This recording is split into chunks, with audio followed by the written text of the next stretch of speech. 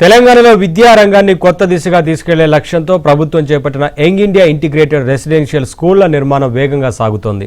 కులమతాలకు అతీతంగా ఒకే క్యాంపస్లో అంతర్జాతీయ ప్రమాణాలతో ఈ మెగా ప్రాజెక్టును ప్రభుత్వం చేపట్టింది. 105 నియోజకవర్గాల్లో ఆధునిక రెసిడెన్షియల్ స్కూళ్ల నిర్మాణానికి శ్రీకారం చుట్టగా ఇప్పటికే 86 పాఠశాలల పనులు వివిధ దశల్లో ఉన్నాయి.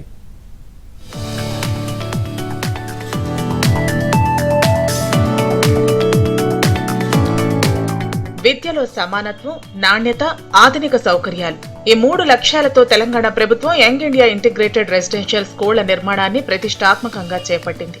కులమతాలకు అతీతంగా విద్యార్థులు ఒకే క్యాంపస్ లో కలిసి చదివేలా ఈ విద్యా ప్రాంగణాలను రూపకల్పన చేసింది.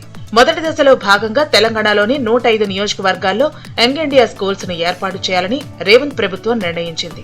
ఇప్పటికే 86 పాఠశాలలకు పరిపాలనా అనుమతులు లభించగా 78 స్కూళ్లకు టెండర్లు పూర్తి చేసుకుని నిర్మాణ పనులు వేగంగా సాగుతున్నాయి.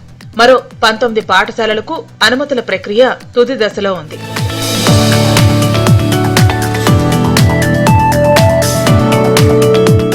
ఒక్కో పాఠశాల 25 నుంచి 30 ఎకరాల విస్తీర్ణంలో నిర్మితమవుతున్న ఈ క్యాంపస్లో smart class rooms, digital learning, అత్యాధునిక ల్యాబ్స్, గ్రంథాలయాలు, క్రీడా మైదానాలతో పాటు హాస్టళ్లు, డైనింగ్ హాల్స్, ఉపాధ్యాయుల నివాస గృహాలు ఏర్పాటు చేస్తున్నారు.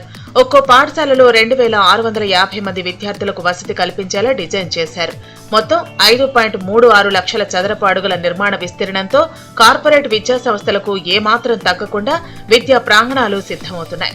నిర్మాణాలు ఆలస్యం కాకుండా తెలంగాణ ప్రభుత్వం ఇప్పటికే 1144 కోట్ల పైగా నిధులను విడుదల చేసింది. అనేక ప్రాంతాల్లో ఫౌండేషన్ పనులు పూర్తవగా మరికొన్ని చోట్ల భవన నిర్మాణాలు శరవేగంగా కొనసాగుతున్నాయి. త్వరలో తెలంగాణ వ్యాప్తంగా యంగ్ ఇండియా రెసిడెన్షియల్ స్కూళ్లు అందుబాటులోకి రానున్నాయి. యంగ్ ఇండియా రెసిడెన్షియల్ స్కూళ్ల ద్వారా రానున్న రోజుల్లో తెలంగాణ విద్యారంగంలో ఎలాంటి మార్పు తీసుకొస్తుందో వేచి చూడాల్సి ఉంది.